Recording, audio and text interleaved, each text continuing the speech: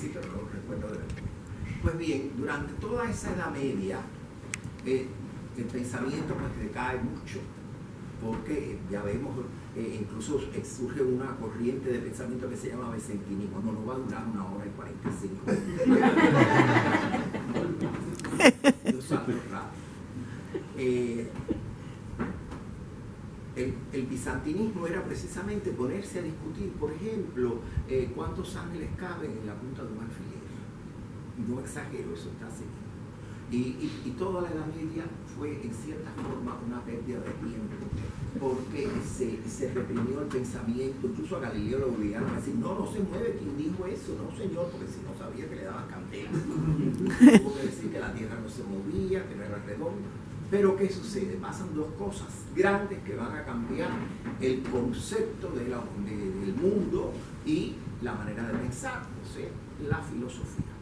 Lo primero es hacia 1440, que Gutenberg en Alemania inventa la imprenta, que a la larga sería una desgracia porque se escribe una cantidad de libros, pero bueno, en aquel momento fue extraordinario porque entonces se puede divulgar las ideas. Ante todo se hacía a nivel de pergamino, todo era a mano, a ver, las copistas, bueno, se demoraban años, se hacían libros preciosos, ¿no? Pero de todas maneras cuando llega la imprenta se puede divulgar. Y una de las cosas que se empieza a divulgar justamente es la Biblia. Y entonces ya de ahí, al tener el libro original, pues empiezan las sectas y se empieza a perder esa hegemonía que tenía el catolicismo.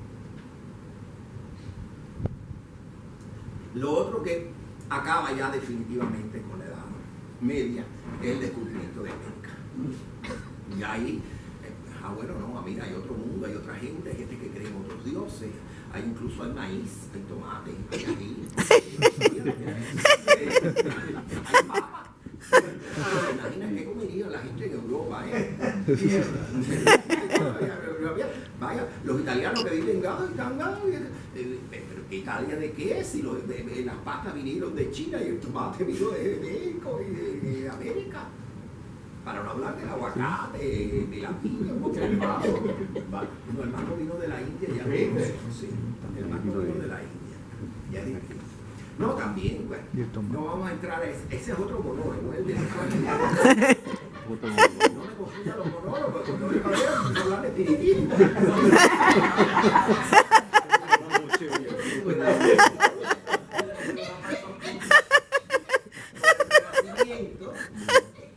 Pues entonces empiezan ya unas ideas más racionales. Uno de los grandes racionalistas del Renacimiento tenía el nombre puesto. Es que hay cosas que uno dice, no, detrás de esto tiene que estar Dios, porque es tan divertido que esto no puede ser casual. Se llamaba Renato Descartes, o Descartes, como decimos en español. Y entonces él tenía un conflicto muy grande, porque él quería ser racionalista, porque ya estamos en el mundo de la razón, ya hemos descubierto América, caramba, ya vaya, por favor. Y entonces, pero él tenía todavía su fe católica muy fuerte, y entonces para colmo, él vivía con la criada, a la que le hizo una niña. Y entonces, lamentablemente, la niña murió a los 5 años de escarlatina. Y entonces él sencillamente se sintió tan afectado, tan culpable, que decidió no cingar más nunca su vida. Este señor vivió, además, una de las cosas fundamentales que él decía era de pienso, luego existo. O sea, esa era una de las claves del racionalismo. Pienso, luego existo. Si él viera en estos tiempos que vivimos cuánta gente existe sin pensar. So true. Pues esta dicotomía del pobre Descartes, que terminó siendo, vaya, por lo menos aparentemente era caso. Pero dicen las malas lenguas que yo he leído que él tenía una relación epistolar que duró toda su vida con la princesa Elizabeth de Bohemia. Tenía como una especie, dicen, que de amor platónico. Pero a mí me parece, que es imposible eso de la castidad. Seguro que se hacía las pajas leyendo las cartas de la princesa.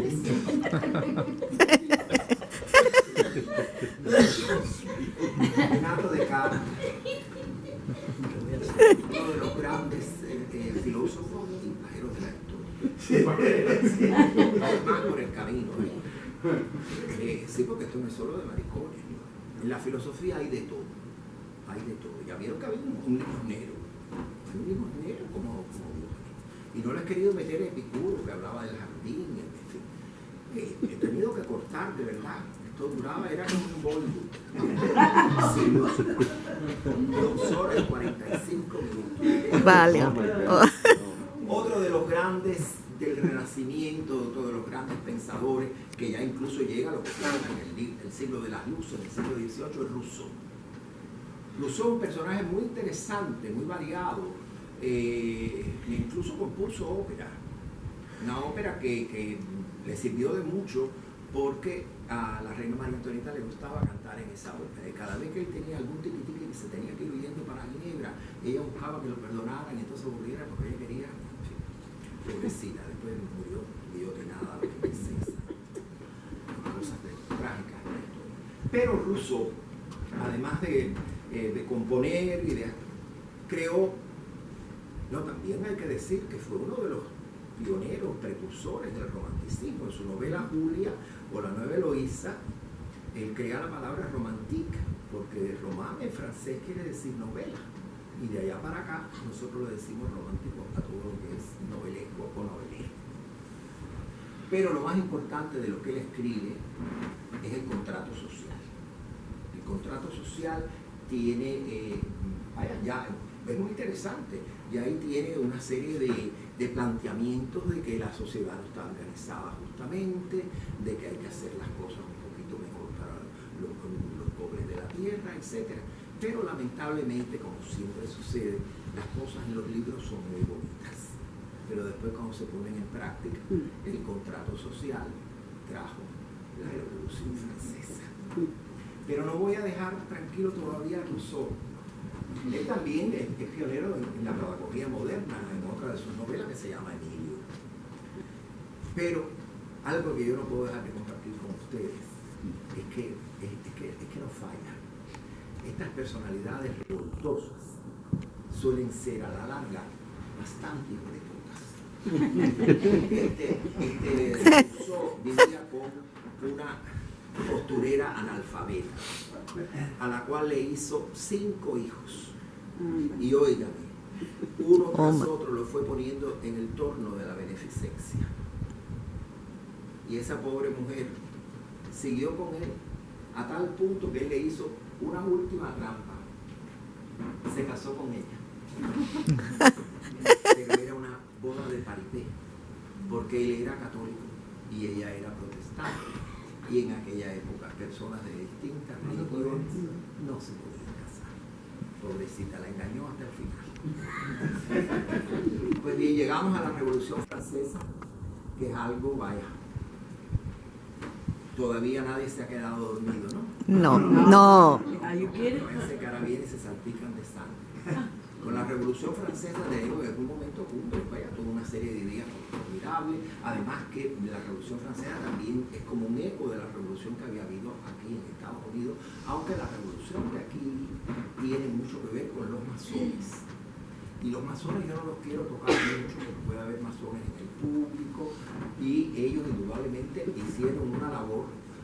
Yo no conozco de cerca lo que es digamos, la filosofía masónica, pero sí sé que en la práctica, porque mi padre era masón, en la práctica ellos practican la fraternidad, la hermandad, etc. Y aquí por lo menos crearon una constitución muy basada en esos conceptos masónicos, pero que luego cuando llega a Francia la cosa por el camino cambia y el resultado es que en cosa de unos meses la guillotina moderna, alguna nueva invención, porque la edad moderna empieza ya con la Revolución Francesa. La guillotina es uno de los primeros logros de la modernidad. En cosa de meses, los revolucionarios que iban a liberar a todo el mundo y con la ideología de la igualdad, la libertad y la fraternidad, se echaron en la guillotina mucha más gente de las que habían ejecutado todos los reyes de Europa en todos los siglos anteriores.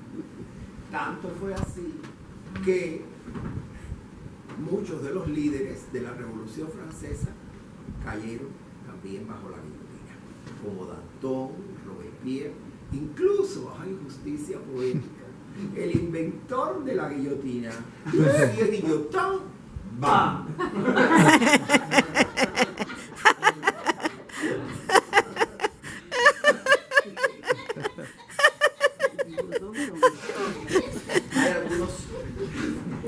Hay algunos filósofos que yo no quiero dejar pasar porque he tenido que hacer algunos cortes, como ya le dije, para poder llegar después al marxismo, que esos son como unas 16 páginas.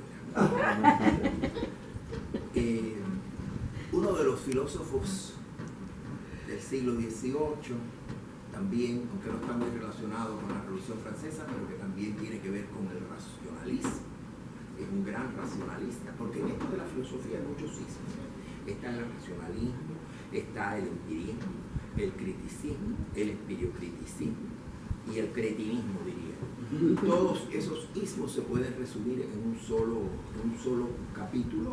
Los que quieran pasar el curso dan el nombre afuera de se matricula, en 6 meses salen filósofos divinos.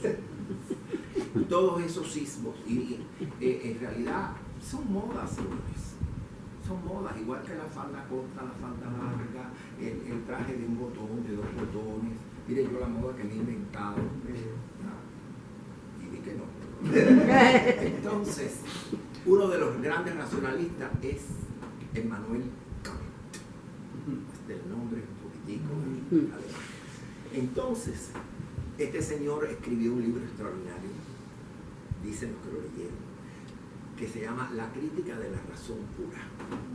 Porque él estaba tan obsesionado con la pureza que hasta se oponía al matrimonio. Él decía que en realidad, después que los dos sexos se encontraban, debían separarse. Y la imagen que él utiliza es botar el limón después de que se ha exprimido.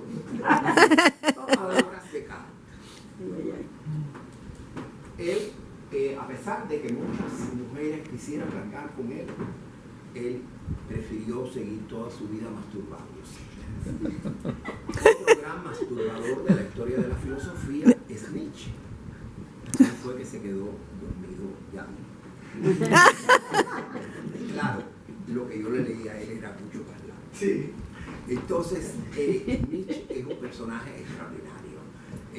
Ustedes saben que pues bueno, se dice que muchas de las ideas de él inspiraron a los nazis y han inspirado a mucha gente que no son muy positivas, porque él creía en el superhombre.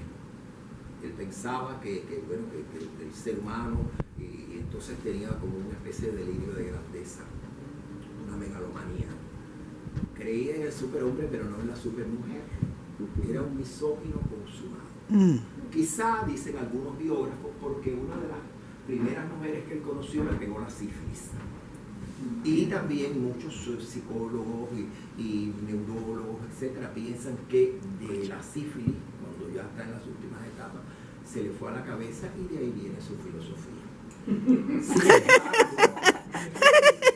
Sin embargo, otro amigo de él, que lo conocía muy bien, el compositor Wagner, óigame, la correspondencia entre Wagner y Nietzsche es un banquete.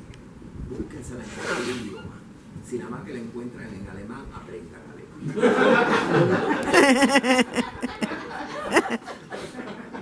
Porque Wagner, que era un cabrón, bueno, no vamos a entrar en Wagner aquí porque veo como no. Wagner estaba muy preocupado de este problema de Nietzsche que era misógino. Y entonces, por supuesto, él se pasaba la vida haciéndose pajas. Y entonces le decía, le mandé una carta, le dice, no, chico, te tienes que ocupar de tu problema sexual. Tú sabes lo que le contesta, lo tengo que traducir del alemán, que el alemán ahora es otra cosa. Pero le contesta Nietzsche a Wagner, cuando le dice, te tienes que ocupar de tu problema sexual, y dice, ya no le he metido mano a la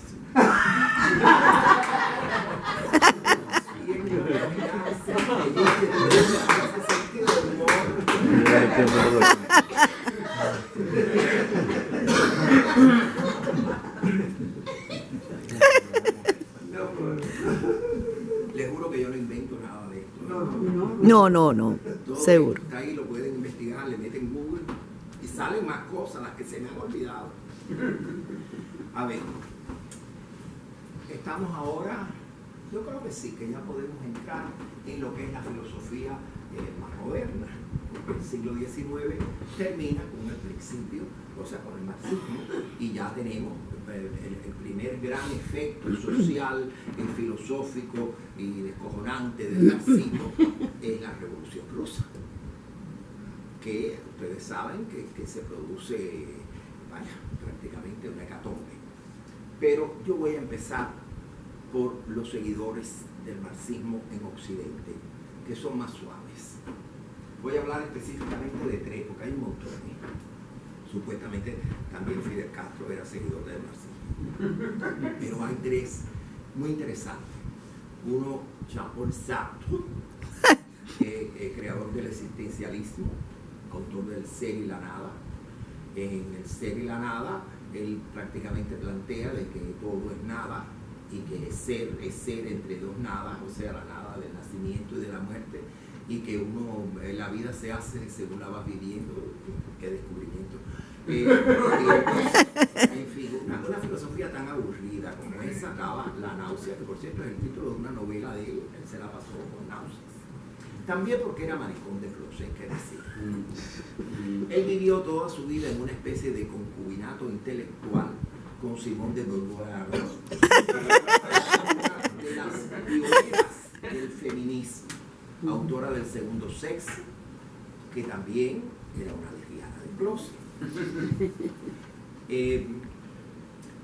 Sartre trata de darle al marxismo, vaya, como que de refrescarlo, y a pesar de que ya se sabía en muchos lugares, ya mucha gente sabía que el marxismo es una mierda, pero estos filósofos que vamos a ver de Occidente tratan de ellos ponerles un poquito de peste personal.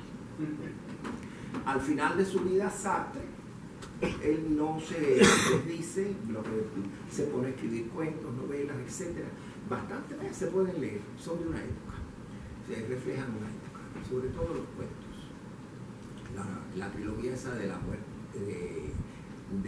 muerte en el alma, de Edad de la Razón, yo incluso la parodié un poco con mi libro La Edad de la Idiotez, porque en realidad lo que estamos viviendo con ellos es. Él al final de su vida decide salir del closet, pero muy místicamente, no porque él se la seguía dando de mujeriego y demás, y se buscó de secretario un muchachito joven al que después le dejó todos sus bienes. Simone de Beauvoir también, ellos se habían separado ya, porque ellos lo que tenían era una especie de matrimonio platónico. Y ella, aunque era su esposa putativa, vivía aparte y también tenía su secretaria, a la cual le dejó todos sus cartas. Tenemos otro filósofo francés muy interesante, Althusser,